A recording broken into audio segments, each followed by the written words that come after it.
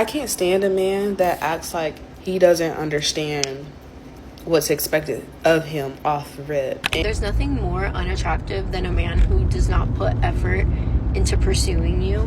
I automatically get turned off if I notice that the guy I'm seeing is making more of an effort to like hang out with his friends or plan things with his friends than with me. I feel this exact way too, and I decided I'm gonna go see what they're talking about online. So I went onto the internet and I typed in why dating sucks, and I looked up content by men for men to see why are they irritated with the dating space, and generally why are they not trying. So what I first found is that they think right off. They say men have become lazy, but no one wants to face the real reason. Shocking stories, unrealistic expectations, emotional games, and zero reciprocity. After this video, you'll understand why so many men simply stop trying, and why this isn't weakness, it's a reaction. Millennial and like Gen Z men, like men in our age groups, they're twice as likely as women to say that they're not dating, they're not having sex, they're not even trying to, because they feel like nobody would want to. Which is like crazy that they're so self-aware to know that. But like, no. But like in all seriousness, like I think there's a real challenge with young men, and I think it's like it might not even be about them. Like it might not even be about the woman in their life. It's like the same thing where I'm sure you've had experiences like yourself as well. You're feeling so shit about yourself, then how are you supposed to like give love to other people? Or when you're thinking like, oh, well, why bother investing in like even buying somebody something nice for a first date because it always goes shit. And I was really shocked when I read that because I was like, maybe there's something like deeper happening. I don't know. Look, you can't treat future partners based off past experience. That's not fair to the future people. And like we've all had bad relationships. We've all been, fucking sewered in the past. We've all had bad things happen to us in relationships and in love. You cannot carry that forward. I think that's part of the breakup, where when you break up after a shitty breakup or a shitty relationship, you need to heal. Because if you bring that trauma forward, you're not doing anybody like anything good. I've done it. I've done that in the past where I've brought in previous relationships into current ones, and I've hurt people. And it's like, I'm not saying these people I hurt were fucking innocent by any means, but did they deserve what I did to them? Absolutely not. And I did it to them just because I was carrying previous pain forward. Yeah. So it's like, hey, after a breakup, take time to heal. She tries to sound empathetic, but ends up excusing a real problem. Men stop putting in effort because they learn that effort often turns into a loss. It's not just emotional trauma, it's a practical consequence. Many invested time, money, and genuine intention only to be discarded, compared, or treated as replaceable. At some point, a man asks himself, why even try? That's not victimhood. It's self-preservation. Healing matters, but ignoring today's dating reality is naive. The environment discourages risk. And when a man realizes the game is rigged, he simply walks away. I can't stand a man that acts like he doesn't understand what's expected of him off the rip. And he will expect so many different things from you. That's the funny part about this. Oh my God.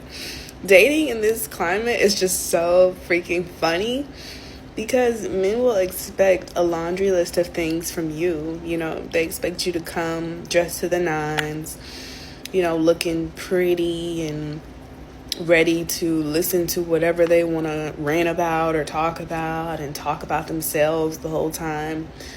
Yet, when you ask for something as simple as like opening up a door, or you shouldn't even have to ask for that, flowers, or for them to buy you something that you like, it's crickets. It's crickets. It's like you're speaking a foreign language to them. And I'm done. I'm about to start exclusively dating women. Here, the core issue is clear. Expectations without reciprocity.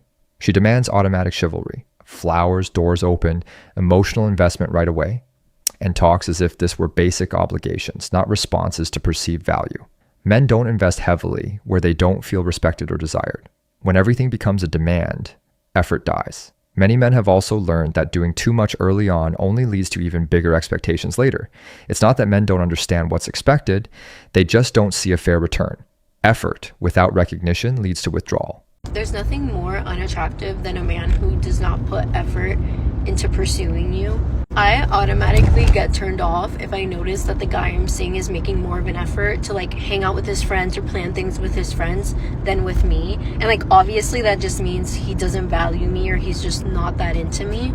I, without a question, want to be with someone who is thoughtful and will plan things with intention rather than just like, yeah, let's just hang out because I want to see you. Like, okay, that's nice, you want to see me, but like, what are we gonna do? I'm a very like active person. I love doing things. I love trying new restaurants. I love going to the beach. So it's like, if your idea of like a date is like going to someone's place and just hanging out there, like, that is not for me. I also feel like you really get to know someone when you're out in public, like doing things and you're doing activities, because you see how they react and it's just like who they are. There's also nothing more that I want in life than to be like special and like feel valued, because like in the past I have not, and like I hate getting emotional about this, but it's such a real thing. There's a time where you like meet so many people in your life and they all act the same and you're just like, is anyone gonna treat me special? Like, does anyone have it in them or like want to be with me enough that they'll go the extra mile to just like, I don't know, make me feel special? I don't know, I feel like a lot of girls can relate to this. I'm very emotional today, like I don't know why, but yeah, I'm like that SZA song, I wish I was special. And I'm talking about relationships because my friendships are perfect. I love my friends with every inch of my being. Like, to me, that is like one of the greatest loves that I will ever experience. And my longest relationship. This perspective is emotionally understandable, but it reveals a dangerous dependency, the constant need to feel special. Men can sense when they're being used as a source of validation. Planning dates, taking initiative, and being intentional matter. But those things grow from admiration, ease, and peace. When a woman shows up already emotionally needy, comparing him to past men, and expecting him to fill emotional gaps he didn't create, the weight becomes too heavy. Men pull back because they don't want to carry frustrations that aren't theirs. Effort doesn't come from pressure, it comes from inspiration, and that's becoming rare. I feel this exact way too, and I decided I'm gonna go see what they're talking about online. So I went onto the internet and I typed in why dating sucks, and I looked up content by men for men to see why are they irritated with the dating space, and generally why are they not trying. So what I first found is that they think right off the bat that social media is one of the reasons why dating sucks for them. Okay, but what? How? It's because we're on social media, and in their minds, we get so many likes and so many comments and so much false attention through DM. They think that we get so much of that it has given us a false perception of our attractiveness. Another thing that they have been telling each other too is that we see so many TikTok boys on the daily that give us a false perception of what an attractive man looks like. I don't know about you guys, but I don't see TikTok boys, and if I do see them, I don't think that they're like the pinnacle of top tier male attraction. But that's just me.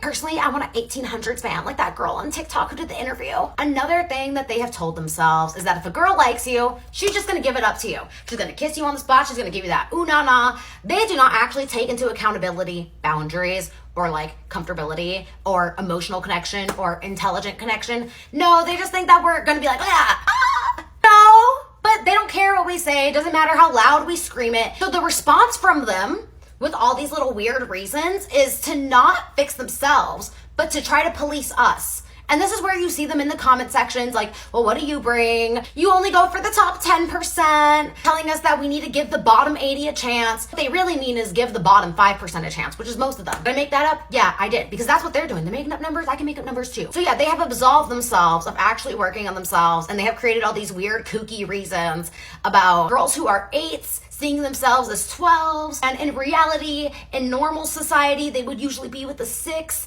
but because of this, they think they deserve an 11. I know you think, okay, well, this just exists on the internet. This is just like these weird little corners. By the time it makes it to the internet, this is conversation that they're all already having in the workplace. This is a conversation that they're having in the bus, in the locker room. It's out there, it's in their heads, and it's in society now. Here we see a complete denial of male reality. She says men are making excuses, but ignores the real impact of social media. Likes, DMs, and constant validation absolutely change dating dynamics. Many men feel like they're always competing against an endless digital marketplace. On top of that, there's an ego inflation in part of the dating market, making the risk far too high for an uncertain return. When a man feels he'll never be enough, he stops trying. That's not control. It's strategic withdrawal. Male silence is a response, not a conspiracy. Okay, ladies, look, it's really not complicated. Let me just explain something to you, okay? Men want to do things for you. It's not that they don't want to do things for you. They want to do things for you. Trust me. The problem is not that they don't want to do things for you. It's that they just don't want to do things for you. Get it? They do things for their dream woman. They don't do things for the placeholder. They don't do things for the woman who is like the low stakes option, okay, at the bottom of the list. She's in rotation. They do it for the dream woman. They do it for the woman that makes them feel a little bit of fear. Like, I can't quite lose this one. You know, you just need to make him feel like, no, you do not have me. And this is not games, by the way. He really shouldn't have you. And if somebody has you that quickly and that easily, book a session with me and me and you need to talk, because that's not right. That's not healthy. You have some codependency issues there, and that's fine. We can look into. You need to value yourself, baby girl. You need to be like having high requirements. Okay? Like, you know, I'm a man. I'm trying to get to you right now. How can I get to you? Is it easy? Is it like hard? Make it hard for me. Make it hard for me a little bit. Man is in line for you. All right? So many of you don't want to act like this because you're scared he's going to go, but he's not going. He only goes when you're so heavily available. That's when he goes, because now the novelty has run out. There's no shine to you. Okay? You don't have anything alluring about you. There's nothing to figure out here. There's no quest to go on. Keep me on my toes a little bit. Pretend I'm a guy. Keep me guessing. Keep me on my toes a little bit. I've had easy girls in the past. I want to, like, think differently. I want to feel differently. Don't be so available. This sounds empowering, but it's really artificial scarcity disguised as self-worth. Men don't put in more effort when everything turns into games, forced mystery, and calculated unavailability. That gets exhausting. The so-called dream man doesn't want a woman who manipulates him through fear of loss. He wants partnership, not constant challenge. When a man feels like he must always prove himself, the joy of pursuit disappears. Effort comes from genuine desire, not anxiety. Becoming inaccessible doesn't create real value. It only pushes away serious men and keeps those who enjoy the game.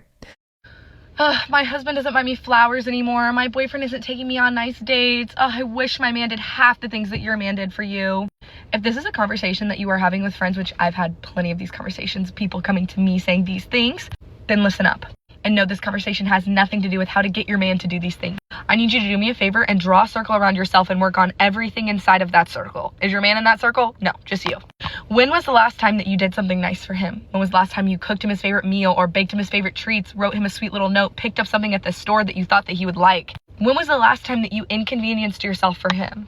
Him buying you flowers, cooking you dinner, taking you on a nice date, those are all him inconveniencing himself for you. Have you even shown your gratitude to him? Have you ever been, said thank you or been appreciative of the things that he's done for you? The best piece of advice that I ever received was to outdo your spouse or significant other in love. It's easy for us women to think that we should constantly be pursued, but once you are in a partnership, it is a two-way street.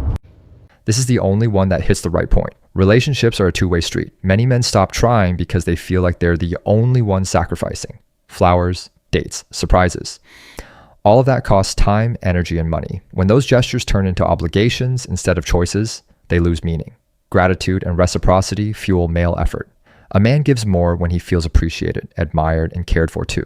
When he realizes he's the only one who has to prove his value, he slows down. Not out of spite, but out of balance. Without real exchange, there's no sustainable motivation.